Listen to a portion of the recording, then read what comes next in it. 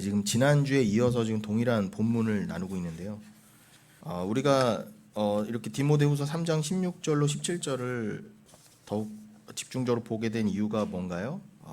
이 설교 제목은 이제 하나님의 감동으로, 하나님의 호흡으로인데, 그거가 더불어서 그 하나님의 감동이라는 의미가 도대체 정확히 무슨 의미일까를 살펴본과 동시에 그 16절에 책망이라는 단어가 들어가 있어요. 책망. 그런데 이거를 그냥 국어사전적으로 막 읽으면 그냥 윤리도덕적으로 뭐 삼강오륜에서도 얘기하는 것처럼 그냥 아버지가 자녀들을 그냥 책망하고 꾸짖고 그냥 이런 정도로 읽고 넘어갈 수가 있거든요. 근데 그런 것들이 바탕이 되는 바 진짜 중요한 이 영적인 의미를 알아야 되지 않겠습니까? 하나님이 이 성령을 통해 모든 성경을 기록하셨다는 건데 그것의 깊은 의미를 깨달은과 동시에 그럼 이게 그냥 막 함부로 뭐 다른 종교에서도 말하듯 유교에서도 말하듯 그 정도의 윤리 도덕을 말하는 거는 당연히 아니지 않겠습니까? 성경이 그 정도 수준은 아닐 테니까요. 그러니 분명히 한국어로도 번역돼서 이 책망이라는 단어를 쓰신 이유가 있을 텐데 이건 분명히 성경은 성도들을 위한 책이기 때문에 그럼 하나님께서 성령을 통해서 말씀을 통해서 꾸짖고 징계하시고 책망하신다는 진짜 의미가 뭔가, 이게 세상에서 말하는 그 책망과는 분명히 구별될 텐데 우리는 성도로서 또 교회로서 이것을 정확히 뜻을 깨달아야 됩니다. 또 교회만이 깨달을 수 있고요. 그리고 교회만 깨달을 수 있는 진정한 그 책망의 의미를 잘 이해할 수 있도록 우리에게 또 성령을 주신 바가 되었습니다. 자, 그러한 취지로 디모데후서 3장 16절 17절을 지난주에 이어서 보고 있는데, 또 조금 더 확장하면 이렇게 책망이라는 단어와 함께 디모데후서를 보게 된 이유가요. 우리가 지금 더 큰 요즘 수요예배 때 나누고 있는 맥락으로는 요한계시록 이제 11장을 보고 있는 바였는데, 그 요한계시록 11장 초반 그 3절에 회개 촉구를 하는 두 증인의 얘기가 나와요. 1260일 동안 예언하는 교회의 이야기. 그러면은 1260일은 지금 종말, 더더군다나 예수 그리스도가 이제 초림해서 죽고 부활하시고 다음에 재림하시기 전까지의 그 사이 기간을 지금 성경에서는 상징적으로 1260일이라는 표현도 동원했거든요. 그런데 그 1260일은 이제 3년 반이라고도 해석될 수 있는데, 그 3년 반은 또 우리 성도의 인생이기도 합니다. 우리들의 각자의 문자적인 인생은 각자 뭐 다르지만, 그러나 이것을 성경적인 의미로 봤을 때는 그걸 통칭해서 성도의 인생을 3년 반으로 지칭합니다. 그러니까 쉽게 말하면은 이 종말을 살아가고 있는 교회, 그 성도의 인생을 3년 반으로 설명하셨다는 거예요. 그러니까 그 3년 반의 다른 표현이 1260일 동안 교회된 우리, 성도된 우리가 어떤 삶을 살아야 되는가를 뭐 성경 전체가 얘기하고 있지만 요한계시록 11장에서도 특별히 더 얘기하고 있거든요. 그래서 그러한 맥락에서 요한계시록 11장 3절에서는 교회가 그 종말의 기간 동안 예언을 하게 돼 있다. 그리스도와 성령이 하나님의 말씀을 예언한 것처럼 교회도 반드시 동일한 말씀을 예언하게 돼 있다. 그 말씀만을 성령으로부터 받았다. 그럼 그 예언의 말씀이 뭐냐는 거예요. 당연히 저기 미아리 점집이나 저기 당고개 점집 가도 말해주는 그런 예언 말고요. 이상한 목사들이 우로 가라 좌로 가라 어디로 가라 가면 귀인을 만날 것이다, 그런 전보듯이 점치는 미신적인 예언이 아니라 성경에서의 예언은 그 선지자 예언이죠. 당연히 즉 그리스도를 통해서 하나님이 이루신 일, 그리스도를 통해서 계시하신 그 십자가만이 계시예요. 그리고 성도가 이 세상에 왜 이 땅에 내려왔으며, 그리고 성도는 무엇을 믿고 살아가야 되는가. 당연히 보이지 않지만 분명히 있는 하나님 나라, 그리고 그 하나님 나라의 주인 되시는 그 예수 그리스도, 그 아버지의 나라를 우리가 묵시로서 보이지 않지만 확실히 믿고 우리가 품고 소망으로 품고 믿음으로 살고 있는 바 아니겠습니까? 그것만이 성도됨을 증거하는 유일한 증거잖아요. 그 증거된 삶을 살아라. 그것이 우리에게 예언적으로 주어진 삶이라는 거예요. 그러니까 정리하면 우리는 교회로서 그리스도가 이 땅에 십자가를 통해서 무엇을 드러내셨죠? 사랑. 구체적으로 어떤 사랑이에요? 하나님을 나보다도 하나님을 사랑함. 그것이 진짜 사랑인데, 그 사랑을 유일하게 증거하시고 실천하실 수 있는 분은 예수 그리스도밖에 없었어요. 그러니까 우리들의 사랑은 다 가짜였다는 거예요. 우리의 사랑이 다 가짜였다는 걸 증거하시려고 예수 그리스도가 오셔서 야, 참 사랑은 이런 거야. 진짜 아버지를 사랑하면 이런 거고, 자, 이 사랑으로만 너희는 구원을 받을 수 있는 거야. 그런데 너희 스스로는 자기 부인의 그 사랑을 할 수가 없지. 너희가 피조물이기 때문에, 죄인이기 때문에 절대로 뭐 입술로는 하나님 사랑합니다 어쩐다 하지만 결과적으로는 절대로 자기 사랑보다 더 큰 사랑을 내놓을 수 없어요. 그것이 인간의, 죄인의 근본적인 한계란 것입니다. 그 죄 때문에 다 지옥 가는 거거든요. 그래서 그 죄를 해결해 주시려고 예수가 오신 거예요. 그래서 십자가에서 증거하셨잖아요. 하나님을 더 사랑하기 때문에 그 순종으로 십자가에 달린 자가 분명히 있어. 자, 그 자가 그리스도고 메시아인데 그 자의 사랑만이 하나님이 의롭다 인정하신 거예요. 그러니까 죄인을 구원하시려고 어떤 방법을 쓰셨다? 자, 그 예수가 흘리신 피로 상징된 그 사랑을 믿는 자만이 하나님께서 예수와 동일하게 의롭다 여겨주시기로 작정하신 거예요. 만세전부터. 그 예수가 흘리신 피의 의미를 정확히 아는 자만 하나님이 구원하시기로 작정하신 거예요. 그러니 우리 스스로는 자기 부인의 그 사랑을 이룰 수 없는데 우리가 하나님께서 정하신 유일한 의신 그 예수 그리스도를 믿음으로 너희가 의롭게 된 거야. 내가 너희를 의로운 자로 여겨줄게. 천국 들어갈 만자로 여겨줄게. 그 하나님의 은혜로 우리는 구원받고 천국을 갈 수가 있는 거죠. 자, 그것만을 전하는 것. 그것만이 예언이라는 거예요. 그 예수 그리스도를 통해서 드러난 참사랑. 그것만을 끝까지 죽기까지 정말 성령으로 인해서 나 사랑을 절대 뛰어넘을 수 없는 자가 죽는 그 순간까지 그래요. 이 사랑이 맞죠. 나는 오직 예수 의지해서 하나님께 의롭다함을 인정받아 천국 가는 거죠. 이거를 끝까지 죽는 순간까지 견지하는 자. 그런 자가 분명히 있어. 그런 자를 성도라고 해.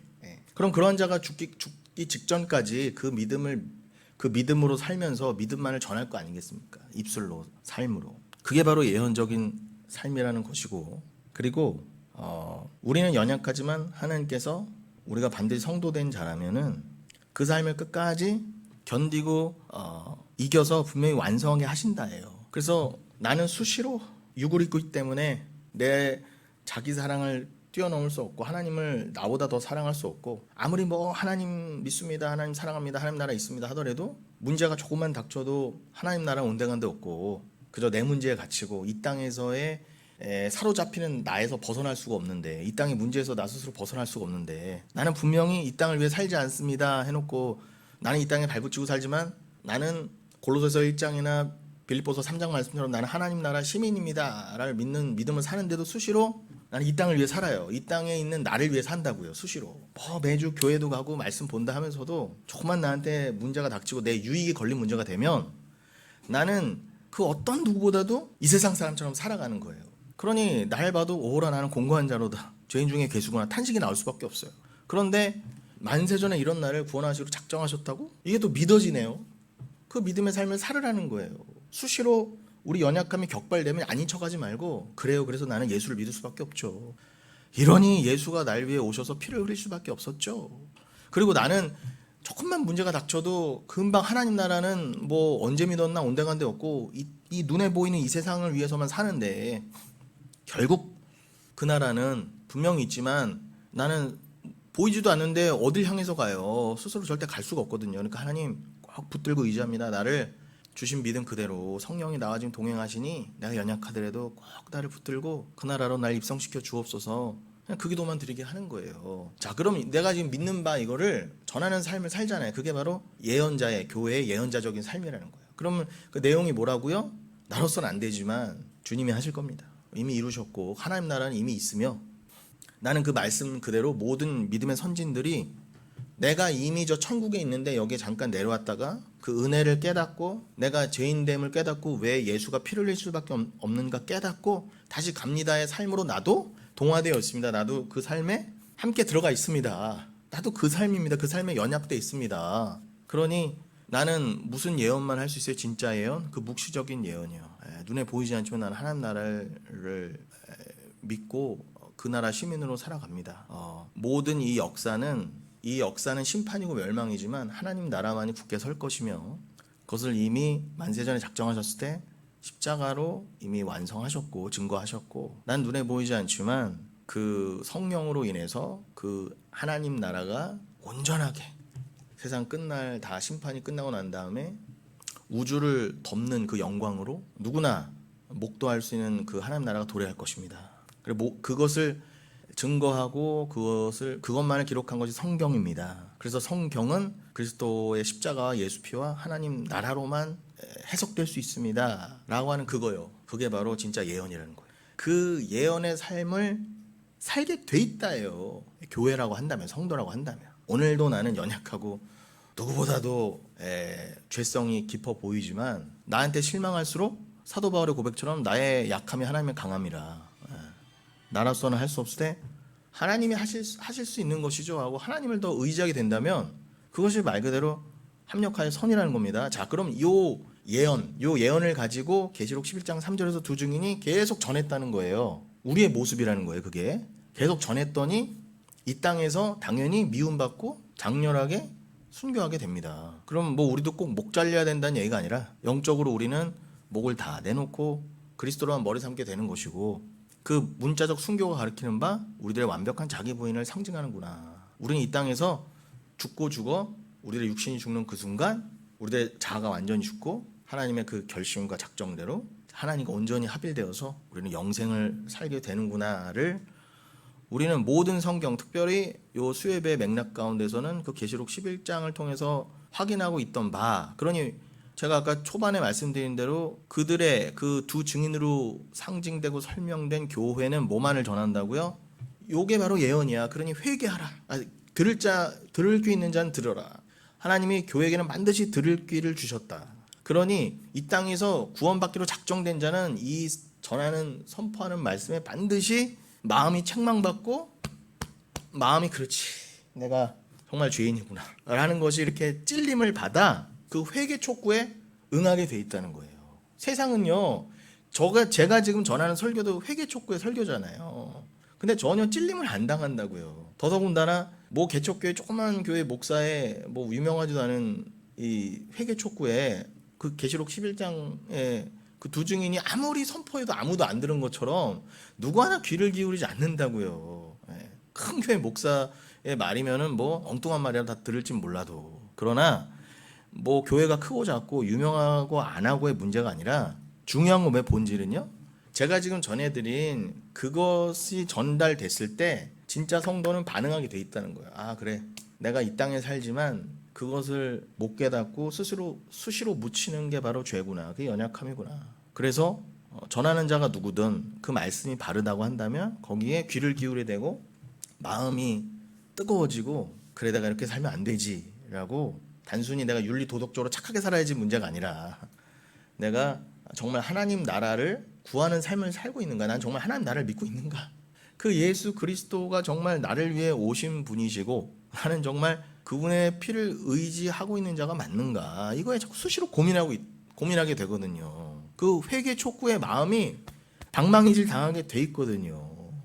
그렇게 회개 촉구를 당한 자만이 또 회개 촉구의 예언을 하게 돼 있고요. 그게 이런 삶이 성도의 삶이 아닙니다. 성도가 어떻게 이렇게 살 수가 있어요? 내가 회개 촉구를 당한과 동시에 다른 성도와 교회를 열심히 회개를 촉구해서 함께 갑시다. 우리 함께 천국 가야 되지 않겠습니까? 어떻게 우리가 이 멸망당할 세상에 소돔과 고모라와 함께 멸망당할 수가 있겠습니까? 하나님이 살릴 자는 어떻게 해서든지 그 롯을 구했던 것처럼, 그죠? 그 물고기 뱃속에도 들어갔던 요나까지도 건지셨던 것처럼 어떻게든 건지십니다 라고 하는 그 믿음으로 진짜 혈육, 진짜 예수 피로 함께 된 교회를 이렇게 붙들어서 때로는 어르고 달래면서 내가 생업에 바쁘고 내 삶에 바쁘고 내 가정 돌봄에 바쁠지언정 고린도전서 7장 말씀처럼 내가 뭐 결혼하고 애 낳고 직업을 가지고 있지만 전혀 거기에만 몰두하는 삶이 아닌 것처럼, 누구보다 열심히 가정을 섬기고 누구보다 열심히 아이를 키우고 누구보다 열심히 직업의 삶을 사는데도 그게 본질이 아니거든요. 그거는 그냥 이 땅을 살기 위한 수단일 뿐이고, 고린도전서의 7장의 표현으로는 뭐라고요? 결혼한 사람은 결혼 안 하는 사람처럼 살라는 거예요. 그게 무슨 말이에요? 결혼을 했을 때 나는 결혼을 위해서 살아. 나는 이 가정만을 위해 살아. 그냥 이 땅, 내 가족, 내 혈육. 분명히 하나님은 그 목적으로 여러분을 만들어서 보내신 게 아닌데 잊어버리는 거죠. 아니, 그런 것들을 통해서 하나님 사랑을 깨닫고 주어졌으니 버리는 게 무엇이고 자기 분이 무엇인가를 깨달아 줬더니 거기에 막 함몰된 삶을 살라는 게 아니에요. 함몰된 삶을 살라는 게 아니라는 거죠. 막 가정도 방치하고 막 살라는 게 아니라 누구보다 열심인데 언제든 그래 이게 다가 아니지, 이게 본질이 아니었지 하면서 진짜 가족인 교회, 진짜 내가 집중해야 될 하나님 말씀에 집중하는 삶을 보이라는 거예요. 마치 뭐예요? 산상수훈에서 금식할 때 기름 바르고 금식 안 하는 것처럼 금식 티내지 말고 제발 금식하라고 한 거나 똑같은 맥락인 거죠. 그게 바로 그리스도인의 그 성경에서 말하는 우리 주어진 삶의 모습 아니겠습니까? 그러니 그러한 삶을 견지하게 돼 있죠. 나는 물론이고 주어진 영혼들을 위해서 내 삶에 최선을 다하되 언제든 내 시간과 에너지와 소유를 공유할 수 있고 내어줄 수 있는 그런 삶. 예수 그리스도가 아무런 대가 없이 물과 피를 다 내주신 것처럼 이 세상은요, 돈 1원, 10,000원으로도 사람 목숨이 왔다 갔다 하고 그냥 내 거, 내 유익. 교회에서도 그래요. 그런데 진짜 그리스도인은 지금 여러분 세상은요 미쳐 돌아가고 있잖아요. 1분 1초도 1원이라도 더 벌려고 그냥 눈이 뻘개져갖고 내 거, 내 가족, 내 국가만 찾고 있는데 여러분들은 도대체 이 바쁜 시간에 여기서 하나님 말씀을 듣겠다고 어떻게 나와 계시단 말이에요. 이 귀한 1분 1초를 사람들은 아껴서 쓰는 이 시간에요. 그거 자체가 뭐예요? 나는 하나님 말씀으로 삽니다의 고백이잖아요. 그럼 여러분이 오늘 이 교회에 오신 것 발걸음 자체도 여러분 게 아니죠. 여러분이 오신 것 같지만 세상과 정반대의 방향으로 오신 거잖아요. 그럼 내가 한 게 아니라는 거예요. 주가 이끄셨다는 거예요. 그럼 성도는 세상에 묻혀 사는 것 같지만 결정적일 때는 반드시 내어주는 삶을 살게 돼 있다는 거예요. 아무런 대가 없이. 내가 대가 없이 받았으니 당연히 대가 없이 주는 거죠. 그게 바로 십자가의 삶 아닙니까? 그러니까 사람들은 다 십자가의 삶을 바보라고 그러잖아요. 아니 조금이라도 유익이 있어야지. 그 세상의 법칙이잖아요. 근데 여러분 자꾸 세상 법칙을 가지고 교회를 논하거나 교회 안에서 세상 법칙을 말하면 안 된다는 거예요. 교회도 세상처럼 남의 걸 뺏으려고 그러고 유익이 있어야 된다 그러고 세상에서 잘 되면 장땡이다. 돈만 많이 벌면 장땡이라는 식으로 악독하게 어떻게 했는지 모르는데 그냥 돈만 많이 벌고 11조만 하면 된다 이런 게 아니라 내가 좀 덜 먹고 덜 마시더라도 좀 덜 벌더라도 내가 내어주는 삶이 뭔가 예수 그리스도의 삶이 무엇인가를 배울 수만 있다면 괜찮다는 거예요. 좀 손해보더라도. 더더군다나 그 손해를 통해서 누군가를 그리스도의 성도로 얻을 수만 있다면 그 삶을 살아라 해요. 그럼 사람들은 당연히 손가락질하겠죠. 바보, 등신. 아니에요. 그 삶으로 이겨라 해요. 나가서 같이 삿대질하고 싸우라는 게 아니라 끝까지 그 믿음의 삶으로 이기라는 거예요. 그 사랑의 삶으로. 그런 자에게는 하나님이 영생을 주시겠다 그러잖아요. 영생을 주시겠다. 그게 모든 성경, 특별히 계시록의 7교회에게 주신 말씀 아니겠습니까? 자, 그러니 이러한 삶을 견지하면서 이게 교회의 삶입니다 하고 좁은 문으로 가다 보면 당연히 세상으로부터 손가락질 받고 오해받고 심지어는 2단, 3단 소리까지 들어요. 아니 보통 교회에서 해주던 그냥 말씀, 자기 확장의 말씀이 아니라 자기 부인으로 자꾸 가니까. 그런데 모두가 다 넓은 문으로 몰려가도 진짜 성도는 이 회개 촉구의 말씀에, 즉 진짜 말씀을 깨달아야지라고 하는 회개 촉구의 말씀에 반응하여서 때로는 눈물이고 아픔이고 외로움이 있을지언정 말씀만을 의지하여, 그렇지, 말씀의 모든 주의 선진들이 그 삶을 살았지. 주와 동행했지. 그냥 이 땅에선 외롭고 눈물인 삶이지만 그게 진짜 그리스도와 동행하는 삶이므로 위로를 받고, 아니 그 천국에서는 진짜로 이제 눈물도 아픔도 없다고 하는데 그 소망으로 나가는 거예요. 그래서 여기서 실컷 눈물 흘리면서 그래 어차피 뭐 천국에서는 눈물도 없다는데 가면은 야 주님이 말려주신 눈물이 이런 거였구나. 주님이 내 대신 십자가에서 흘리시고 말려주신 눈물이 이런 거였구나. 아니 좀 뭘 눈물을 흘려봐야 알죠. 어차피 천국 가면은 눈물이란 게 있었어 이럴 텐데 여기서는 실컷 흘리는 거예요. 그러나 영생에 비하면 너무 지극히 짧은 삶 아닙니까? 여기서 아무리 7, 80이라고 해도 100년도 안 되잖아요. 그렇다고 100년 내내 눈물만 흘리는 것도 아니잖아요. 여기서 조금 흘린 걸 가지고 면목 없이 천국 들어가는 거예요. 아니 주님 내가 뭐 고생한 게 뭐 얼마나 되고 다 그것도 하나님의 은혜를 깨달으라고 주신 눈물인데 그게 뭐라고. 그리고 어차피 주님이 다 십자가에서 흘리신 게 진짜 눈물이고 진짜 말리신 게 진짜 눈물인데 그 주님 안 계셨으면 십자가 없었으면 나는 지옥에서 평생 영원히 눈물, 평생도 아니고 영원히 눈물 흘릴 뻔했는데 주님 감사합니다. 면목 없이 천국에서 그냥 그 눈물의 의미를 알고 합력하여 선이 뭔지를, 은혜가 뭔지를 알려면 여기서 고난이 있어야 된다는 거예요. 고난은 필수라는 것입니다. 그러니 너가 이 말씀을 믿느냐라고 하면 대부분 안 믿죠. 그러니 회개의 촉구를 해도 대부분 안 들어요. 그러나 극소수지만 듣는 자는 듣는다가 성경 전체의 가르침과 동시에 특별히 계시록 11장이라는 거예요. 자, 그러한 맥락 가운데 우리가 그게 이제 중요 단어가 그러면 회개 촉구, 즉 책망이잖아요. 이 책망을 우리가 깊이 또 묵상하다 보니까 오늘 본문인 이제 디모데후서 3장 16절로 17절을 안 볼 수가 없었던 거죠. 왜냐하면 거기에는 특별히 책망이라는 단어가 직접적으로 나오니까. 그래서 그러한 맥락 가운데 지난주에 일단은 한번 살펴봤고, 오늘 이제 두 번째 시간이긴 한데 이제 오늘 처음 오신 분들도 있고, 전체적인 이제 흐름을 조망함과 동시에 이제 뭐 복습 동시에 뭐 겸사겸사해서 또 우리가 늘 나눠야 될 바, 아무리 뭐 성경의 곳곳을 우리가 매주 다른 곳을 본다 하더라도 우리가 놓치지 말아야 될 본질, 영혼교회로서 개혁교회로서 놓치지 말아야 될 본질을 우리가 다시 한번 되새기자라는 의미로 좀 서두가 길었지만 제가 이렇게 나눈 것입니다. 자, 그러면은 그러니 왜 우리가 디모데후서 3장 16절로 17절을 본문으로 삼아 나누고 있는가가 더 확실해지셨죠? 자, 그러면은 그 책망하다의 책망이 헬라어로는 뭐라고요? 엘렌코스입니다. 여러분들이 뭐 제가 설교 때 헬라어를 많이 막 여러분이 너무 복잡해서 막 헷갈려서 그렇게는 안 하잖아요. 여러분 우리 고3 때는요. 영어 공부하고 수험생들 영어 공부할 때 단어 하루에 몇백 개씩 외우잖아요. 예, 저도 기억납니다. 단어집 만들어서 막 수시로 막 갖고 다니고 외우고 막 정말 무식했던 사람들은 제 있었어요. 진짜 반에 뭐 따라한다고 막 사전 찢어서 먹고 이제 난 다 외웠다. 다 외우긴 뭘 외워요. 찢으면 안 됩니다. 예.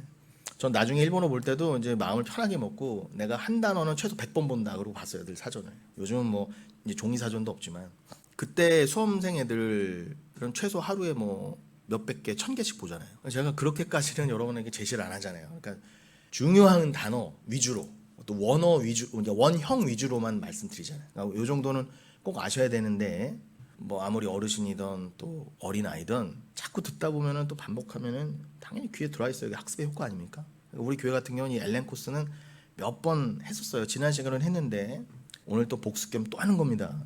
이거는 뭐 영어 단어 복습하는 그런 수준이나 그런 차원의 것이 아니라 여러분 이건 말씀이잖아요. 안다고 해도 몇 번 반복해도 이건 또 새로워요. 게다가 우리는 연약해서 또 잊어버리고 뭐였지? 그러니까 교회가 필요한 것이고 모일 때마다 우리는 그러니까 딴 거 하지 말고 말씀만 봐야 돼요. 근데 그 말씀을 이해하기 위해서 우린 지금 번역본을 보고 있잖아요. 근데 정확한 의미를 깨달아야 은혜도 정확히 들어오고 또 정확히 전해야 엉뚱한 기독교 전하면 안 되잖아요. 정확한 말씀을 전해야 뭐 공자맹자식으로 전하면 안 되잖아요. 그렇기 위해서 지금 중요 단어는 이렇게 원어를 동원해서 나누는 겁니다. 그래서 그 책망이라는 단어가 이제 엘렌코스인데 그 기본적인 사전적 의미가 뭐라고요? 증거, 논박, 책망, 확신 이런 의미가 있어요. 그래서 이 단어는 단순히 법정에서 제시되는 그 물리적인 증거들이라는 걸 넘어서 상대방 혹은 스스로의 그 내면을 깨닫게 하고 깊이 진동시키는 거죠. 설득해서 더 이상 부인할 수 없게 만드는 강력한 증거를 말해요. 그러니 쉽게 말하면 지금 엘렌코스가 증거 혹은 책망인데 중요 의미가 그럼 이걸 영적으로 제가 좀 재해석해 드리면 하나님의 말씀은 그 자체가 증거잖아요. 빼도 박도 못하는 증거예요. 딱 제시해서 야 네가 죄인이지 그럼 우리가 하나님의 그 영원하신 심판 앞에서 딱 갈라지잖아요. 성경에서는 명확하게 뭐가 죄라고 그래요? 대표적으로 요한복음 16장 8절에서는 뭐라고 합니까? 또 히브리서 10장 끝부분에서는요. 예수를 안 믿는 게 복이라 그래요. 아니 예수를 안 믿는 게 죄송합니다. 저주고 예수를 안 믿는 게 죄라 그래요. 예수님이 직접 표현하셨어요. 나를 믿지 않는 게 죄라 그러셨어요. 뭐 가다가 신호등 어기고 침 뱉고 그런 정도가 죄가 아니라 그건 죄의 현상들이라는 거고요. 그거는 사회법적으로 말한 죄고요. 성경에서는 그런 걸 죄라고 한 적이 없어요. 성경에서는 진짜 죄를 말할 거 아닙니까? 성경만이. 국어사전적인 죄라는 의미는 진짜 죄를 알게 하시기 위한 형식일 뿐이고 세상 사람들, 예수 모르는 사람들 말하는 죄를 성경에서 말하는 게 아니라 진짜 죽고 살 문제, 진짜 천국 가고 지옥 갈 그 문제예요. 영생이 갈리는 그 죄예요. 여기서는 벌금 내면 되고 교도소 갔다 오면 되잖아요. 돈으로도 해결되는 그 죄 말고요. 돈으로도 해결 안 되고 어떤 걸로도 해결 안 되는 진짜 죄가 뭐냐는 거예요. 그게 중요한 거 아니에요? 그걸 교회에서 말해줘야죠. 성경이 말하는 바니까. 그거를 예수님은 나를 믿지 않는 게 죄라 그랬어요. 그럼 믿는 건 사랑하는 거예요. 예수를 사랑하지 않는 게 죄예요. 그럼 여러분 사랑이 마음대로 돼요? 내가 사랑해야지, 사랑합니다 해서 되는 게 사랑이 아니잖아요. 그거 알라고 가족도 주시고 연인도 주시고 부부도 다 줘보신 거잖아요. 억지로 돼요 여러분 사랑이? 사랑은 말 그대로 그냥 사랑이지. 인간끼리의 사랑도 억지로가 안 되는데 어떻게 하나님 사랑이 눈에 보이지도 않는 하나님을 어떻게 사랑해요? 그런데 베드로전서 1장 8절에 뭐라고 하셨어요? 너희는 예수를 보지 않고도 사랑하는도다 그랬잖아요. 어떻게 그렇게 된 거예요 여러분? 성도에게만 주신 복이에요.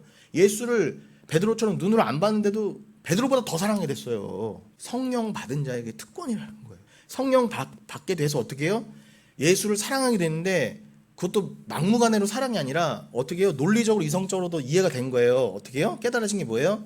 예수가 날 위해 죽으셨구나. 아무도 날 위해 죽은 양반이 없었는데 그분만이 아무 대가 없이, 심지어 로마서 5장 8절 표현을 하면 내가 아직 죄인 되었을 때, 내가 아직 하나님과 원수 되었을 때, 그냥 지옥 백성이었을 때에 나는 뭐가 죄인지도 모르고 뭐가 사랑인지도 모르고 예수가 누군지도 모를 때에 하나님이 뭐 감도 못 잡았을 때에 그냥 나를 사랑하기로 확증하셨다 그러잖아요. 그 증거로 내 아들을 죽였다 그러시잖아요. 그게 믿게 되는 거예요. 믿게 됨으로 하나님을 사랑하게 되는 것. 아들을 사랑하면 하나님을, 아버지를 사랑하는 거니까. 그 사랑이요, 그 사랑. 그 사랑으로 예수를 사랑하지 않는 자, 즉 믿지 않는 자는 다 죄인이라 그런 거예요. 그러니까 뭐예요 여러분? 죄에서 구원받는 길은 뭐밖에 없는 거예요. 이 말씀만 봐도 하나님이 만세전에 택한 자를 성령을 주셔서 그래서 성령을 사랑의 영이라고 하는 거예요. 구원의 영이라고도 하고요. 내가 너를 구원하기 위해서 사랑의 영을 줄게. 그래서 그 사랑의 영으로 눈이 뜨게 되면은 성령은 또 예수의 영이기도 하니까 예수를 깨달아 알아서 하나님의 사랑 깨닫게 된 자. 말 그대로 하나님이 그렇게 능력으로 그 은혜를 주셔야만 눈이 뜨이고 귀가 뜨이고 그 사랑을 깨닫게 되는 거잖아요. 여러분 자식이 그냥 막 가르친다고 철 듭니까? 처음에는 눈도 못 뜨고 그냥 똥만 싸고 그냥 응애 피덩이였잖아요. 근데 부모가 키우고 밥을 주고 젖을 주고 해서 겨우 키워놓으면은 이제 때가 되면은 말 띄고 뭐 말 뜬다고 그게 뭐 인간 돼요? 뭐 하면은 또 지 잘났다 그러고 제일 교만하고 부모 속썩이고 부모가 자기를 어떻게 키웠는데 그렇게 하다가 나중엔 어떻게 해요? 이런 말하면서 저도 부끄럽지만 그래 철들잖아요. 철드는 게 복이잖아요. 철들면 그렇지. 이제는 뭐 부모한테 떼쓰는 게 아니라 뭐 생일 됐다고 내가 떼쓰는 게 아니라 오히려 부모님 생각하게 되고 부모님 섬기게 돼. 부모님 사랑. 그런 것처럼 그게 인간의 힘으로 되냐고요. 뭐 설득한다고 되고 가르친다고 되고 안 그러잖아요. 그냥 그런 것처럼 그 마음이 부서져야 되잖아요. 말 그대로 그 예레미야의 표현으로 돌같이 굳은 마음을 깨서 하나님 사랑으로 들어가려면 그 누가 하셔야 돼요? 역사를요. 내가 가장 교만했던 자인데 교회 다니면서도 나처럼만 살으라고 그러고 가장 바리새인보다도 더 교만하게 살았던 나인데 그러한 자를 하나님이 만세전의 언약대로 구원하시려면은 얼마나 무지막지한 은혜와 깨달음과 성령의 그 은혜를 부어주셔야 되는 거 도대체. 나 같은 죄인의 그 교만함을 깨려면요. 불가능한 거예요 여러분. 원래 예수를 믿는다는 건 불가능합니다. 한 번도 보지도 못했던 하나님을 어떻게 사랑해요 내가. 아무리 뭐 믿습니다 해도 그게 말이 그렇지 인간은 형 이하의 존재로서 육에 꽉 잡혀 있는데 보지 않는 걸 어떻게 사랑해요. 그러니 교회 다니면서도 뭐라 그래요. 증거 대달라고 그러고 바리새인처럼 꼭 지금 내 기도 제목 응답해 주면 하나님 사랑하겠습니다 조건 달고 그걸 뭐 큰 영성인 것이냐 해갖고 얻어내면 그게 뭐 기독교라고 자꾸 서로 사기죠. 그게 무슨 기독교예요. 억지로 믿어지기 전에 믿습니다 1000번 하라고 그러면은 그게 믿어져요 여러분. 안 되는 겁니다. 그건. 주가 그 마음을 만져주셔야 돼요. 근데 그 만져주시는 자는 만세전에 이미 정해져 있다예요. 그게 우리가 믿는 개혁신앙이에요. 이거 뭐 교파를 초월해서 그냥 성경의 얘기예요. 그러면은 그렇구나. 그러니 이게 안 되는 게 죄구나. 그러면 이미 하나님이 죄인과 의인도 이미 갈라놓으신 게 맞네. 그리고 요거 제가 지금 전한 거에 제가 인본주의가 하나라도 있어요? 여러분 뭐 열심히 하면 그 사도 바울이 끝까지 경멸하고 배격했던 게 뭐예요? 인본주의잖아요. 율법주의잖아요. 예수 믿으면 그래 예수 믿어라. 그래 또 할례도 받아야지. 그런 식으로 예전에 사도 바울 당시에는 그게 말이 되느냐? 오직 믿음이지. 어떻게 예수 믿어. 그런데 뭐도 해야 돼. 오늘날의 신율법주의로 뭐예요? 그래도 뭐도 해야지. 교회 다니면 금식도 해야지. 뭐도 해야지. 아니 여러분 하세요. 제가 그거 자체가 잘못됐다는 게 아니라 그래도 이것도 해야지 하나님 기뻐하시지, 이렇게 해야지 그래도 교회 다니는 거, 이런 식의 가르침은 잘못됐다는 거예요. 내가 정말 예수를 사랑해서 누구도 모르게 몰래 봉사하고 정말 마음을 다해서 교회를 섬기고 누구를 돕는 건 누가 뭐라고 그래요? 그런데 왜 조장해요? 가짜 교회에서는 다 드러나게 서로 자기 자랑을 하고 서로 추앙받게 하고 결국 자기 자랑 놀이잖아요. 율법 놀이잖아요. 그건 아니라는 거예요. 사도 바울. 그랬더니 사도 바울도 욕먹고 어디 가도 맨날 매질당하고 그랬던 거 아닙니까? 진짜 복음을 전했더니.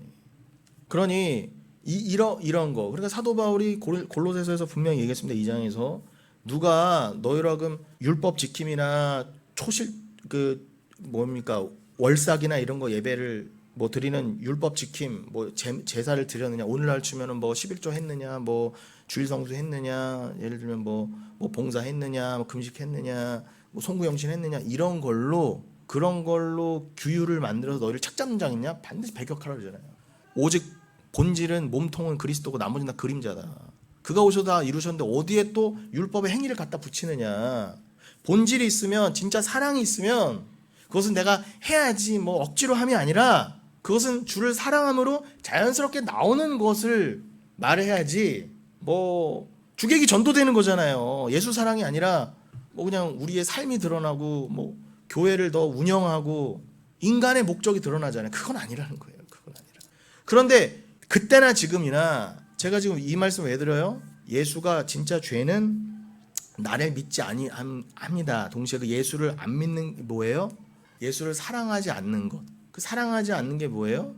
예수가 전하신 진짜 복음을 회파하는 거잖아요. 이거를 물을 흐려놓는 거잖아요. 자꾸 섞는 거잖아요. 오직 믿음인데 거기에 자꾸 행위를 붙이는 거잖아요. 그거의 예로서 지금 제가 사도 바울의 예를 들어드린 거고, 히브리서 기자도 뭐라고 했어요? 히브리서 10장에 뭐라고 했다고요? 마지막 부분에 그 순전한 복음에 자꾸 행위를 섞는 것, 회파시키는 것, 그것이 바로 진짜 간악한 것이다. 그것이 진짜 배격돼야 될 진짜 뱀의 짓이라는 거예요. 그게 진짜 하나님께서 가증하게 보시는 그 일이라는 거예요. 그러니 우리는 지금 그 죄에서 구원을 받았고 그러한 행위의 죄에서 자유함을 받았고요. 그 자유함만큼 뭐예요? 자유하지만 이거를 전하면은 박해를 받아요. 어디에 가서도. 그러나 우리가 박해받고 핍박받는다고 이제 아우 버려 나 옛날로 돌아갈래, 그렇게 될 수는 없다는 거예요. 오히려 더 눈물 가운데라도 그래도 이게 맞죠 하면서 더 말씀을 보게 되고 외롭지만, 그러니까 극소수지만 말씀을 통하는 사람끼리 모여서 교회를 이루어서 바쁘지만 더 주일에는 당연히 모이고 더 모이면서, 그게 억지로 주일 성수하라요? 그냥 주의 말씀이 사모되니까, 내가 외로우니까 그래 맞죠, 이게 맞죠 하고 서로 양육을 하고 예배를 드리고 삶을 나누다 보면은 우리가 함께 교회구나, 나만 겪는 어려움이 아니구나, 이래서 우리를 교회로 모이게 하셨구나, 이래서 우리가 힘들지만 서로 힘을 얻고 오늘 또 견뎌보고 주가 정하신 그날까지 한번 가보는 거지. 그렇다고 내 믿음 버리고 내가 옛날로 돌아갈 수는 없어. 어떻게 내가 주를 배반해. 그렇게 되는 거죠. 자, 그러한 삶을 위해서 계속 뭐가 들어온다? 우리 삶에 쉽게 말하면 엘렌코스가 들어온다는 거예요. 증거가 들어오고 책망이 들어온다는 겁니다. 그러니 이 책망받는 이것이 곧 증거라고도 했습니다. 엘렌코스. 그러면은 뭐예요? 내가 책망받은 이 말씀을 증거로 하나님이, 이거가 다른 표현은 뭐라고요? 예수님이 요한복음 16장에서 나를 믿지 않는 것이, 즉 사랑하지 않는 것이 죄다라고 하는 것이 나에게 증거로 들어왔잖아요. 그 말씀의 핵심이 돼서 제가 오늘 전해드린 복음이 나에게 오늘도 확신이 되고 증거로 들어왔잖아요. 책망으로 들어왔잖아요. 그렇지, 이 말씀이지라고 책망이 들어오고 회개 촉구가 됐잖아요. 그럼 나한테도 증거된 이 말씀을 하나님이 쫙 하고 의인과 죄인을 완벽하게 영원히 가르칠 때 이 기준으로 들이대신다는 거예요. 너 예수 정말 사랑했어? 믿었어? 로만 가르친다는 거예요. 천국과 지옥을, 영생을. 그럼 우리는 지금까지 힘들지만 이 땅을 살면서 계속 이 말씀을 책망받으면서 의인의 길로 갔잖아요. 그런 자는 영원한 의인으로 들어가는 거고, 반대는요, 아무리 이 말씀을 전해도 아예 들리지도 않았어. 무슨 말씀 이해도 안 됐고, 그리고 들었다 하더라도 에이 그런 게 어딨어, 그런 게 무슨 기독교야, 만일에 자꾸 부정하고 책망을 안 받았어요. 아무리 회개해도 촉구를 안 받았어. 그럼 어떻게 지옥 가야지 뭐. 방법이 없는 거예요, 그건요. 좀 그 얘기를 하는 거예요. 그런 의미에서 엘렌 코스가 중요하다는 것이고, 그 엘렌 코스가 들어가 있는 대표적인 말씀이 뭐다? 오늘 본문이기도 한 디모데후서 3장이기도 하다는 거. 거기서 책망이라고 그러잖아요. 자, 볼까요, 다시? 그 3장 16절 디모데후서 3장 16절에 이 모든 성경은 모든 성경이야, 말 그대로. 신구약을 포함한 모든 성경. 물론 당시에는 사도 바울은 구약을 1차적으로 구약을 가지고 모든 성경을 했지만 파스크라페. 그런데 칼빈도 얘기했습니다. 이 모든 성경은 문자적인 모든 성경과 동시에 각 개별 성경 다 일일 그 성경을 성경이라 해서 그것들을 취합한 모든 성경. 자, 그 맥락에 따르면은 이 디모데 후서도 나중에 66권 안에 들어갔잖아요. 신약 성경이라는 이름으로. 그러면은 하나님 나라에선 이미 완성이니까 우리는 이 땅에서 시공간에서는 이렇게 순차적으로 보일지언정 하나님 나라에서는 66권 이미 정해져 있잖아요. 그냥 그 말씀 말하는 그 말씀에 그 모든 말씀. 그 모든 말씀은 모든 성경은 뭐라고 되어 있어요? 하나님의 감동으로 되었다. 하나님의 감동으로 되었다. 그럼 우리가 지난 시간에도 살펴봤지만 하나님의 감동이 무슨 의미라고요? 그게 원어에 테오 푸뉴스토스라고 돼 있거든요. 테오 푸뉴스토스. 그럼 이게 감동이라는 게 여러분 막 읽으면 하나님이 그냥 뭐 순간적으로 감동 먹어서 뭐 감정적으로 이런 식으로 호도되거나 뜻이 굉장히 반감되거나 오해받을 수 있다고요. 그 정도 의미가 아니라니까. 물론 성경 번역자들이 최선을 다해서 번역한 거지만 이 하나님의 감동이란 표현으로는 부족해요. 더더군다나 우리나라는 국어사전적인 의미의 감동도 있고 이 감동이란 말이 뭔가 이렇게 되게 인간적인 표현, 감정적인 표현 또 굉장히 이렇게 감정에 따라서 변할 수 있는 이 뉘앙스가 있잖아요. 감동이라는 게. 감동은 있다가도 없고 되게 가벼운 느낌이잖아요. 쉽게 말하면. 그런데 이게 아니라는 거예요. 원래는 원어에 뭐라고 되어 있다고요? 테오 푸뉴스토스. 그럼 여러분 딱 들어도 어떻게 테오 하면 테우스 하나님이고 푸뉴스토스 하면 푸뉴마와 어원이 같이 하잖아요. 푸뉴마가 뭐예요? 성령. 1차적인 의미는 호흡이라는 뜻이잖아요. 그래서 제가 설교 제목을 뭐라고 했다? 하나님의 감동, 즉 하나님의 호흡이라고 한 거예요. 여러분 하나님이 뭐 우리처럼 생물학적으로 들숨날숨 하시는 분은 아니지만 우리 수준에 이해하기 쉽게 호흡은 생명이잖아요. 그리고 니네가 뭐 우리 이채석 지사님도 수시로 말씀하시지만 우리가 이게 들숨날숨으로 지금 폐로 호흡하고 있는 건 이게 중요한 게 아니라 폐 안 걸리지 말아야지. 뭐 깨끗한 공기만 먹어야지. KF94 마스크 써야지. 라고 지켜야 될 호흡 정도를 말하는 게 아니라 이것이 가리키는 바. 그러니까 우리가 여기 코끝에 하나님이 너희는 잠시 코끝에 생명이라 그러죠?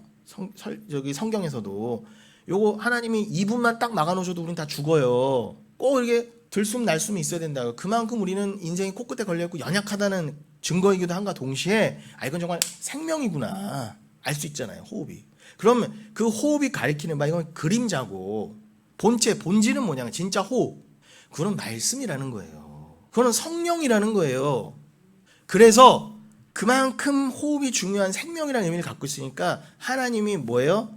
우리가 이해하기 쉬운 그러한 표현을 동원해서 성경은 하나님의 호흡으로 된 거야. 하나님의 생명으로 된 거야. 그런데 그 어원을 보니까 뭐라고요?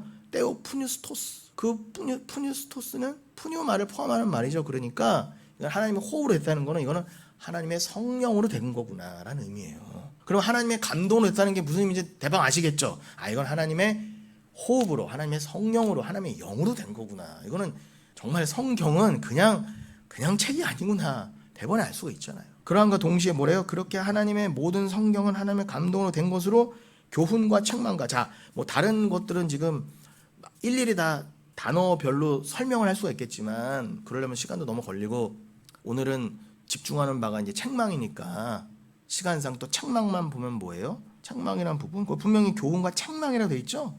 네. 교훈은 교육, 뭐 파이데이아 이런 단어가 쓰인과 동시에 중요하게 그 책망은 거기에 엘렌 코스가 들어간다는 거예요. 엘렌 코스. 그렇구나. 그래서 이 모든 성경이 뭐 어느 한 부분이나 66권 중에 한 권만이 하나님의 호흡으로 된 것이 아니라 모든 성경이 하나님의 호흡 즉 하나님의 성령으로 기록되어 있음과 동시에 어떤 성경만, 어떤 한 구절만 해당되는 게 아니라 그럼 모든 성경이 뭐라는 거예요? 책망이라는 거잖아요. 말 그대로. 맞잖아요. 증거되잖아요. 디모데후서로. 그럼 모든 성경이 우리를 책망하기 위한 것, 우리에게 회개를 이루기 위한 것. 회개를 이룬다는 게 뭐예요? 회개해야 구원이니까. 우리들의 구원을 위한 것, 우리들의 믿음의 완성을 위한 것. 그럼 이거는 애들 말로 진짜 빼박 증거네. 빼도 박도 못하는 거잖아요. 여러분 다 하셨잖아요 이미. 제 설교로도 들으시고 논리적으로도 이성적으로도 아멘 이게 이해가 되셨고 깨달아지셨는데 말 그대로 이거 증거 아니에요? 그럼 우리는 이거 증거 삼아 우리 이해했어요. 성령 안에서 깨달았어요 하면은 이거를 증거로 천국 간과 동시에 나머지 사람들도요. 로마서 1장에서 그러잖아요. 하나님이 지옥 보내실 때 천국과 지옥 가르칠 때 내가 왜 지옥 가요? 마태복음 7장에 나오죠. 주여 주여 하면서 내가 왜 지옥 가는 하는 자마다 증거를 들이미신다 그러잖아요. 특별히 로마서 1장에서 뭐라고요? 모든 만물을 가지고 증거를 딱 삼으신다 그러잖아요. 내가 모든 만물 안에 하나님을 넣어놨잖아. 심지어 나는 뭐 교회 다녀요 하면서 나는 뭐 4대째 기독교 집안이에요. 나는 뭐 엄마 아빠가 뭐 장로고 목사예요 하면서 평생을 교회까지 다니면서 정말 억지로라도 성경 가끔 듣기라도 들었네.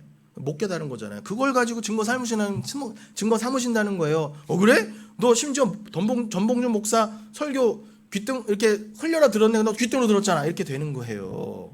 그런데 거기에 대해서 누구나 반박을 못 한다는 거예요. 왜요? 지금 말씀드린 것처럼 로마서 1장에서 뭐라고요? 그 영혼들이 내가 왜 지옥 가야 돼요? 내가 언제 예수 죽였어요? 내가 언제 뭐 하나님이 그런 기준을 뭐 내가 왜 그 기준으로만 내가 왜 지옥 가야 돼요? 하나님 뭔데 나한테 그런 기준을 들이미세요? 아무도 거기에 변명할 수 없게 만드신다 그러잖아요. 아무도 변명할 수 없게. 그도 그럴 게 그냥 세상 사람들은 이 하나님이 에베소서에서도 말씀하시죠. 모든 거는 예수 그리스도 에나케 팔레오. 예수 그리스도로 통일된다. 예수 그리스도로 말미암아 이 모든 우주 만물은 생겼고 특별히 히브리서 11장 3절에 뭐라고 그래요? 여러분 유물론자들, 공산주의자는 절대 안 믿는 말씀이 뭐예요? 모든 이 보이는 것은 나타나는 것으로 말미암는 것이 아니다라고 분명 그러죠. 히브리서 11장 3절에서는. 이건 쉽게 말하면 창세기처럼 이스라엘에서 말씀으로 지어진 건데 유물론자들은 나 눈에 보이는 것만 믿는다. 물질이 다다는 자들은 대표적인 공산주의자잖아요. 어떻게 이성적으로 생각해봐. 어떻게 이 눈에 보이는 게 보이는 물질에서 나온 거지 어떻게 하나님 말씀같이 보이지 않는 형 이상에서 나와 이렇게 다 부정한다 그러잖아요. 나는 이성도 있다, 난 똑똑하다, 나는 노벨상도 받았다 이렇게 헛소리 하면서. 그런데 아니야. 모든 보이는 것은 보이지 않는 거로 말미암는 거야. 이게 여러분 믿음을 가진 자만, 성령을 받은 자만 믿게 돼 있는 거예요. 그래서 세상 사람들은 저 유명한 사람 노벨상 받은 사람 저 유명한 과학자 정치가들도 아니라 그랬는데 왜 너만 그래? 뭐 무식한 소리 하고 있어 이렇게 되는 거예요. 심지어 교회 안에서도 그런 세상 사람들 말 들어주고 이걸 슬그머니 감춰요. 이런 말씀들을. 그러면서 어떻게까지 믿음이 돼요? 지금 언급해드린 에베소서 말씀처럼 그래. 모든 건 그리스도로 말미암는구나. 그리스도를 설명하기 위해서 창조되었고 그래서 그리스도로 통일된다고 하는 거구나. 그리스도가 머리라고 그러는구나. 나머지는 우주 만물이 아무리 크고 많다 해도 그건 다 지체라고 하는구나. 그러니까 딱 마음에 들어오는 거예요. 그러면 우주 끝이 아니라 태양계 끝이 아니라 달에도 못 가봤지만 우주의 비밀을 알았잖아요. 여러분 이 작은 머리로 그죠? 우주를 넘어 하나님을 품게 됐어요. 이게 말이 되냔 말이에요. 말이 되냐? 달은커녕 우주는커녕 저 동해바다 밑바닥에 뭐가 있는지도 모르는 주제에 우주의 비밀을 알게 되고 우주를 통한 하나님의 뜻을 알게 됐어요. 그럼 된 거예요. 꼭 우주선 만들어서 여러분 좀 일론 머스크처럼 엄청난 부자가 돼도 여러분 화성도 못 가잖아요. 어떡하냐? 완전 절대 절망 아니에요? 인간은? 세상에서 가장 부자도 안 되잖아요, 여러분. 그러면 세상에서 가장 큰 부자가 돼서 우주 끝에 갖다 쳐요. 그 우주를 넘어서는 건 다른 문제라는 거예요. 그 천국에 들어간다는 거. 돈으로도 기술로도 안 되는 거예요. 말 그대로 믿음으로만 갈 수 있는 거예요. 그런데 그게 여러분에게 딱 들어오면 여러분들은 우주 끝이 아니라 여기 대한민국도 못 나가도 괜찮은 거예요. 이미 이루어진 거예요. 완성된 거예요. 그럼 자유한 거예요. 얼마나 기뻐요, 여러분? 나에게 우주보다 큰 하나님이 들어왔어. 그 사랑이 들어왔어요. 그럼 지금 좀 못 먹어도, 지금 좀 아파도, 지금 좀 괴로워도 괜찮은 거예요. 게다가 또 불평이 나고 그래도 내 안에 믿음이 이 삶을 포기 못하게 하는 거예요. 그 삶을 하나님께 영광을 드리고 그 삶으로 그걸로 하나님께 찬양 드리라는 거예요. 내가 뭘 함으로 내 잘남으로가 아니라 나는 늘 돌아보면은 정말 죄인 중에 괴수고 오늘도 쓰러지고 넘어지고 믿음으로만 말로만 그랬지 못 사는데 야 어떻게 오늘도 말씀을 들으며 회개가 되면서 또 내 안에 이미 넣어주신 성령과 그 믿음을 통해서 우주보다 크신 하나님의 사랑이 내 안에서 들어오면 내가 벅차고 또 가슴이 뛰고 소름이 돋고 하나님께 감사가 드려져요. 여러분 이 땅에서는 그게 잠깐이지만 그게 영생 천국에서는 영원하다는 거예요. 한순간도 놓치지 않고. 그러니까 천국을 소망하시란 말이에요. 오늘 이 짧은 순간이라도. 그리고 여러분이 우리가 잠깐 한 주에 한두 번 모이지만 이걸 가지고 삶에 나가셔서 삶의 현장에서 어떻게든 그 하나님과의 접점이 자주 일어날 수 있도록 또 돌아보시고 또 말씀 묵상하시고 또 기도하시고 회개하시라는 거예요. 곧이에요 여러분. 길지 않아요. 길 것 같지만 금방이에요 여러분. 그렇게 나와 싸우면서 안 되는 영적 싸움을 하면서 하나님을 의지하다 보면은 금방 끝이 와요. 그때 영원히 갈릴 날이 와요. 자 마지막으로 오늘 설교가 원래 여러분 평소에는 훨씬 더 긴데 그래도 우리 멀리서 오셔서 힘쓰실 수가 있기 때문에 제가 이쯤에서 설교를 마무리하면서 제가 인류천엔이라는 하나의 예를 들어드리고 끝낼 텐데 자 맥락이 뭐라고요? 제가 왜 그 예화로 끝낼 거라고요 설교를요?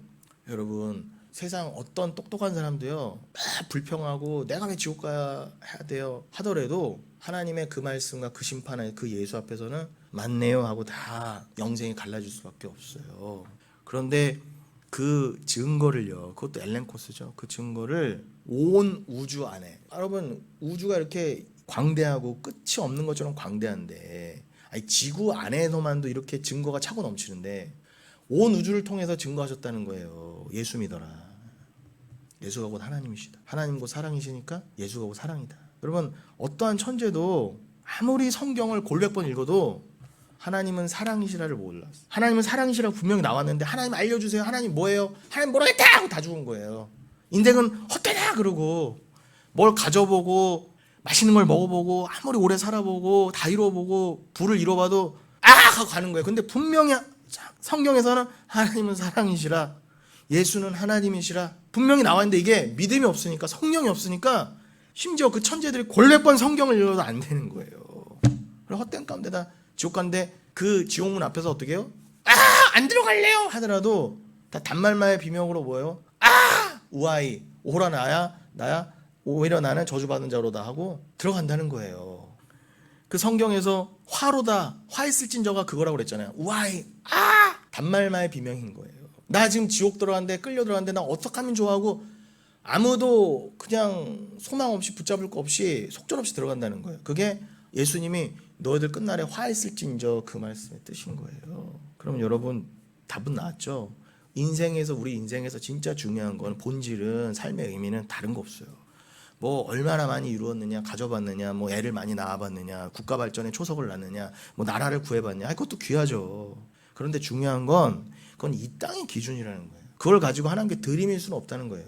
들이밀어 봐야 하나님이 그건 내가 의라고 생각 안 해도 예수 믿었어 이걸로 결판 내시는데 아무도 거기에 몽구를 죄송합니다 일본 말에 몽구 아무도 거기에 대해서 의의를 제기할 수 없다는 거예요. 그게 로마서 1장의 말씀이기도 하고 성경 전체의 증언이기도 하다는 거예요. 왜요? 이미 온 우주를 통해서 온 우주는 예수 그리스도고 예수 그리스도를 말하고 있고 온 우주가 아니라 꽃 한 송이 꽃의 씨 하나 풀 한 포기를 통해서도 진리를 깨달을 자는 깨닫게 돼 있어 라고 하는 그걸 딱 들이밀었을 때 맞네요 하고 지옥 간다는 거예요. 자 그러면은 그러한 의미에서 이러한 취지에서 아무도 증거를 나 예수 몰랐어요. 나 예수 못 들어봤어요. 나 전도 못 받아봤어요. 라는 거를 제가 지금 뭐 구구절절히 성경을 통해서도 입증해 드렸지만 그러나 마지막에 예로서 여러분 제가 아까 뭐 유물론자 공산주의자 말했지만 대표적인 공산주의가 어디예요? 아니면 뭐 북한은 말할 것도 없고 북한은 근데 이거는 뭐 공산주의도 아니에요. 그냥 뭐 김일성 3대 세습하는 그냥 이상한 종교예요. 거기는 성부 성자 성령 그대로 따다가 그냥 이상하게 만들어 놓은 전체가 광신도 집단이고 김일성 교고 공산주의를 빙자한 뭐 그렇게 따지면 중국도 마찬가지죠. 저게 뭐 다 변질됐잖아요. 순수 공산주의가 어디 있어요? 근데 순수 공산주의로 해보려고 하는데 안 되니까 뭐 변질돼서 어떻게 해요? 뭐 개방해보자, 우리끼리 뭐 공산주의식 자본주의를 해보자, 뭐 해보는데 이거는 정통 자본주의 사회보다 더 부익부 빈익빈이 갈라져요. 예. 더 자기네들 증명하잖아요. 인간의 이성과, 아니 공산주의 이론만 따지면은 막시즘이 얼마나 대단합니까? 완벽해요. 그런데 간과한 게 뭐예요? 그들이요. 인간의 욕심과 죄성을 놓친 거예요. 인간은 여러분은 저 김일성 3부자 또 보는 것처럼 권력 잡으면, 혁명 일으켜서 위에 잡으면 또 변질되게 돼 있어요. 절대로 자기 거 못 내놔요. 안 내놔요. 내놓을 수가 없어요. 내 거 내놔서 서로 잘 살면 되지? 아니, 교회에서도 안 되는데, 초대교회도 그러다 흐지부지 됐는데 예수를 쏙 뺀 공산주의는 더더욱 말이 안 되는 거예요. 그건 이상의. 그러니 제가 잘못된 기독교 이 땅에서 터받고 이 땅을 위해서 빌면서 뭐 출시 없어서 이 땅을 해서 나를 살찌우면서 여기서 천년만년 살 것처럼 하는 게 공산주의보다 더 나쁜 기독교라는 거예요. 왜요? 이 땅만 보거든요. 공산주의는 말 그대로 천국을 안 믿어요. 유물론자들이니까. 그러니까 이 땅에 어떻게든 천국을 이루려고 그래요. 자기들이. 근데 호도하죠. 자꾸 프로파간다로 속여요. 분명히 잘못됐는데 우리 주성님이 해서 여기는 완벽한 세상입니다. 자꾸 속여요. 아닌 거 아는데 서로 속이는 거예요. 근데 그 짓을 어디서도 한다? 교회에서도 한다. 그러니까 문제는 공산주의는 공산주의에서 그렇다 치는데 교회는 도대체 왜 그러는 거예요? 자, 그러면 그런 의미에서 그 중국의 영화가 하나 몇 년 전에 기가 막힌 영화가 나왔었어요. 근데 이것도 프로파간다에 묻혀서 시진핑 주석이 이끄는 중국에서는 그런 중국은 있을 수 없어. 분명히 존재하는데 그런 부조리가 있고 분명히 잘산 부익부 빈익빈 돈 있는 놈이 더 잘 살고 거기가 더 분명히 불평등이 있고 부조리가 가득한데도 아니라는 거예요. 자꾸 여기가 천국이다. 왜냐하면 그들의 입장에서는 여기가 천국이어야만 해요. 예수도 안 믿고 눈에 보이는 데가 천국이어야 되는데 아닌데 자기들이 이렇게 세뇌되는 거예요. 여기는 천국이야. 여기는 살만한 곳이야. 이렇게요. 근데 그 짓을 어디서 하단다? 왜 자꾸 교회에서 여기가 살만한 곳이라고 자꾸 잘못 가르치는 거예요, 도대체. 살만한 곳이긴 하죠. 그러나 우리가 영원히 살 곳은 아니에요. 눈을 들라는 거예요. 보세요. 공산주의를 통해서도 증명되잖아. 인권주의가 얼마나 악하다는 거예요. 눈을 드세요. 안 보이지만 그 묵시 하나님 나라만 바라보세요. 우리도 국민의힘만 의지할 거예요? 민주당을 의지할 거예요? 어디서 답이 없어요. 꼭 자기 뜻 이루려고 광화문 하는 게 교회가 아니라 그럴수록 하늘을 보시고 하나님 나라를 소망하십시오. 여기다 소망을 두지 마세요. 교회가 어느 쪽에 도대체 힘을 실어주고 어느 쪽에 자꾸 연주를 대려고 합니까? 세과시하려고 하고. 교회는 그런 건 아닙니다. 좁은 문으로 가세요. 핍박받아도 괜찮아요. 그렇게 가야죠. 그러니 여러분, 한 4년 전에 그런 영화가 나왔었어요. 어떤 영화요? 제가 이 수요 시간에도 몇 번, 수요 때도 한 번, 주일에도 한 번 이렇게 한 두어 번 언급했는데, 중국 서북부의 간수성이라는 곳에 척박한 농촌 마을에서 재산이라고는 그 당나귀 한 마리가 전부인 가난한 총각 마유태와 그 요로 질환으로 대소변을 가리지 못하고 불임이라는 이유로 가족들에게 학대받던 그 여성이 있어요. 차오 구이잉이라고. 그 두 사람이 가족들의 등살에 밀려서 단돈 200위안 한 4만 원 돈으로 그 4만 원 돈의 지참금으로 매매 혼에 가까운 정략 결혼으로 둘이 결혼을 합니다. 처음엔 대면 하죠. 정략 결혼이니까. 뭐 이 여자는 그냥 어른인데 오줌을 질질 싸요. 어디서든 환영받지 못하는 여자예요. 그러니까 이 집에서는 그냥 돈 조금만 받고 그 시골의 가난한 농부에게 그냥 남편에게 보내버린 거예요.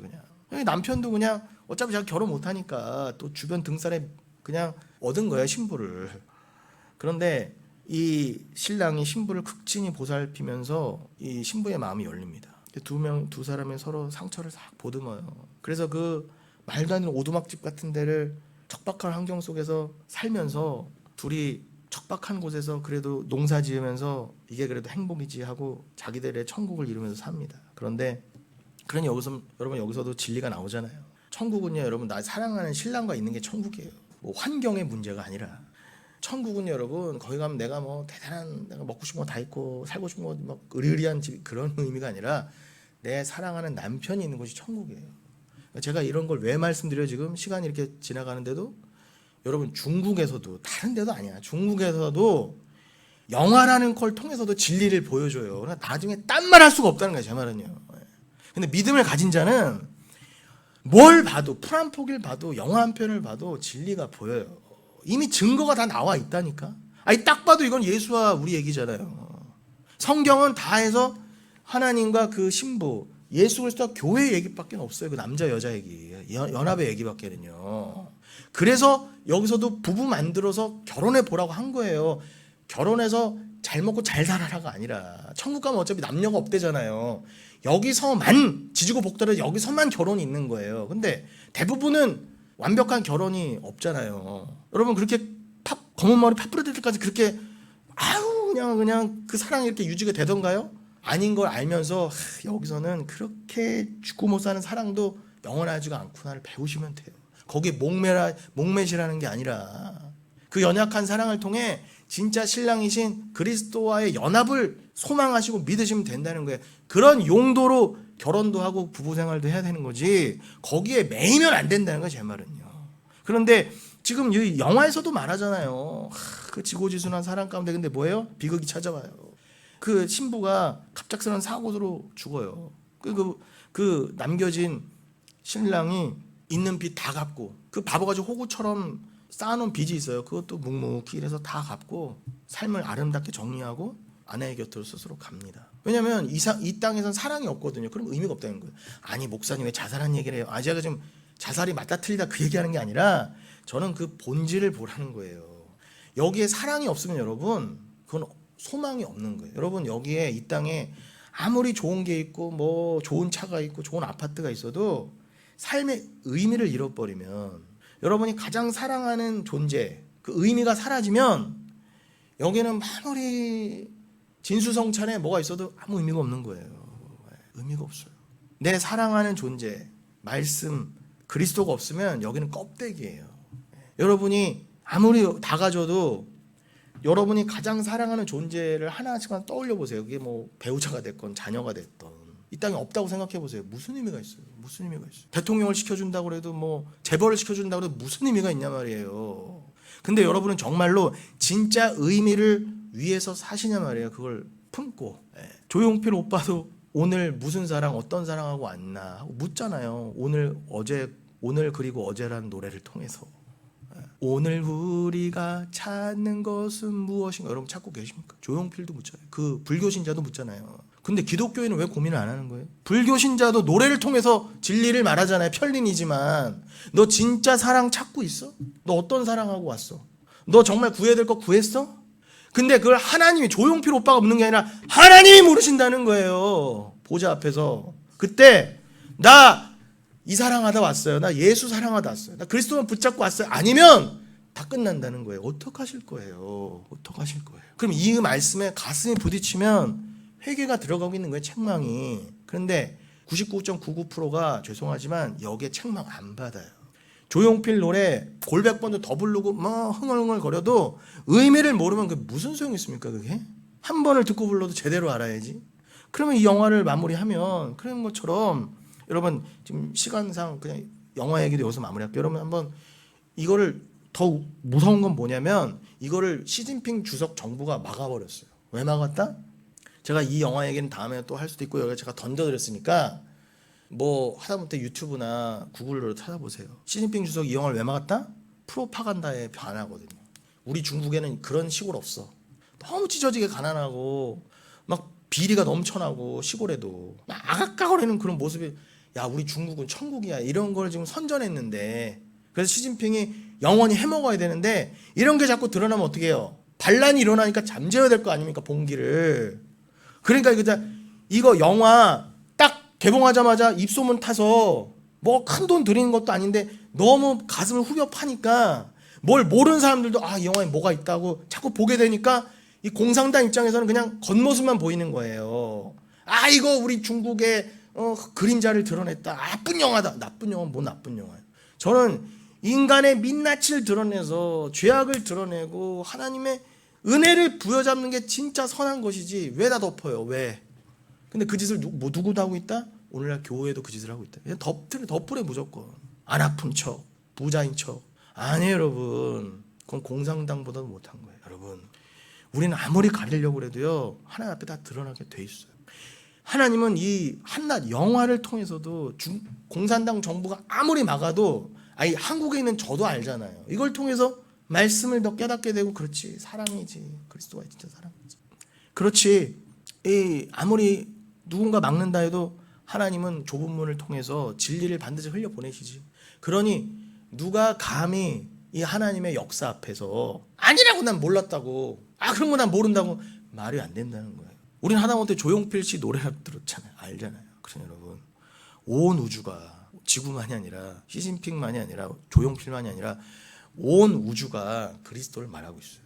말 그대로 대세 중에 대세. 당랑 거철처럼 갑자기 탁 하고 그 바퀴 앞에 이렇게 하고 사막이 막아서 봐야 깔려 죽게 돼 있어요. 그 저주의 삶에서, 교만한 삶에서 내려오시고 그 하나님의 은혜에 올라타십시오. 예수 그리스도 하나 되는 것밖에는 방법이 없어요.